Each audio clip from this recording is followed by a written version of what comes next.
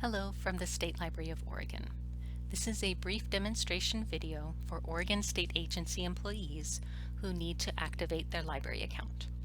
First, go to the State Library of Oregon's main webpage for the Government Information and Library Services Division. That webpage is library.state.or.us. Once you're on this page, click on the New Users link from the left side menu. From here, you will arrive on the State Library of Oregon's catalog page. Most state employees will follow the steps to activate their account independently by using the My Account link. Some state agency employees may need to use the alternate account activation form, which is available on the right-hand side.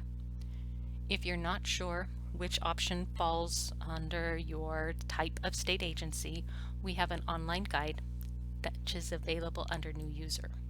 Click on the link to follow the steps in the guide. The guide provides information for most state employees who will use the My Account link, as well as information for those state employees who will need to use the alternate account activation form. We have a list of the exception agencies, boards, and commissions, which include the Oregon Board of Psychologist Examiners, the Oregon State Lottery, Travel Information Council, Oregon State Board of Architect Examiners, State Landscape Architect Board, Oregon Board of Physical Therapy, and Oregon Tourism Commission. Fellows, interns, and contractors who are performing state work but not listed in Workday as permanent state employees may also need to use the alternate account activation form.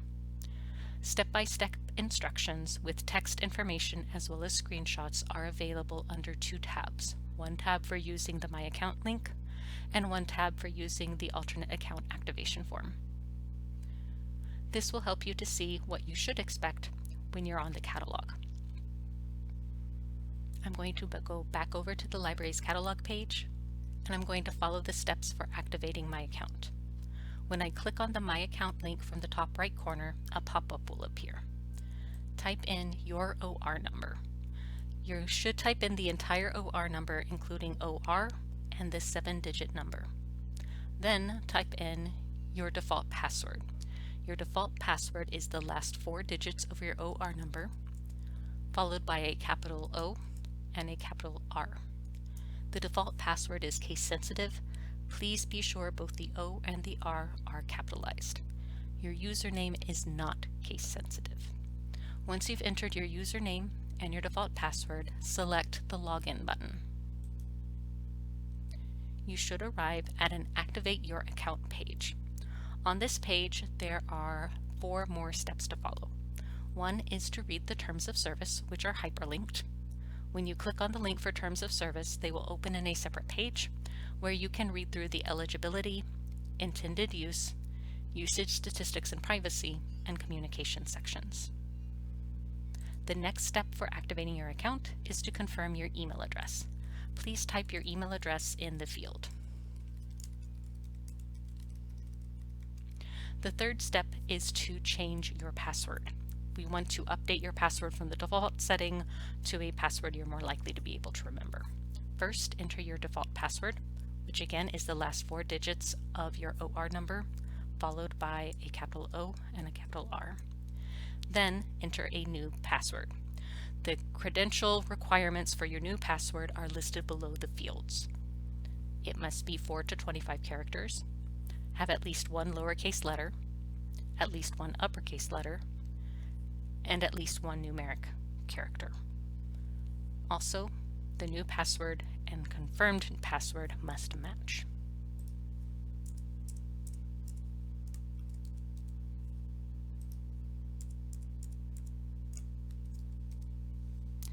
The final step is to check the box to agree to the Terms of Service.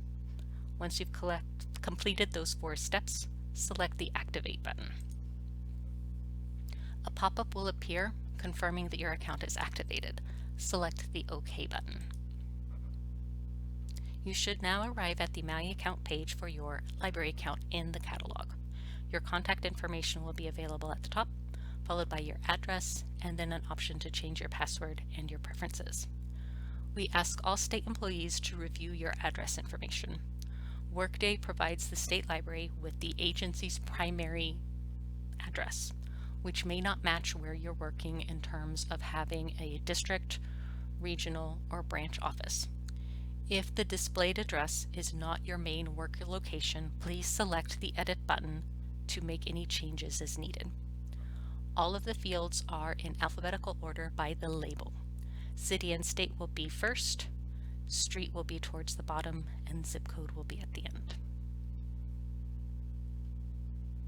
I am now going to log out and demonstrate the steps for state employees who are at exception agencies or who are fellows, contractors, or interns. Those individuals will need to complete the alternate account activation form. Click on the alternate account activation link and then scroll down to fill out the form. First, we will ask for your contact information, your first and last name, and the email, phone, and address associated with your work location. Then we'll ask you to complete the terms of service, and followed by that we'll ask for your position information. Because this form is used for multiple types of state work, we do ask you to select your position type, which could be a state employee, an intern, a contractor, a board or commission member, or another type of position. We also ask for your job title, your state agency, your division, your duration, for example, if you're a permanent state employee or if you have a limited duration. If you are working in a limited duration position, we ask you to provide us with your duration date. Finally, select the Submit button. Once you submit the form, library staff will create an account for you and follow up with you via email for completing the final steps. If you have any questions about this process, contact information for state library staff is available on the right side. You'll find our Ask a Librarian chat on the right, followed by a link to contact us via email or our phone number. Contact information is also available from the Government Information and Library Services main page. On this page, the library chat is available on the left, and scrolling down to the bottom of the page, the main email address and phone number are available in the footer. Thank you.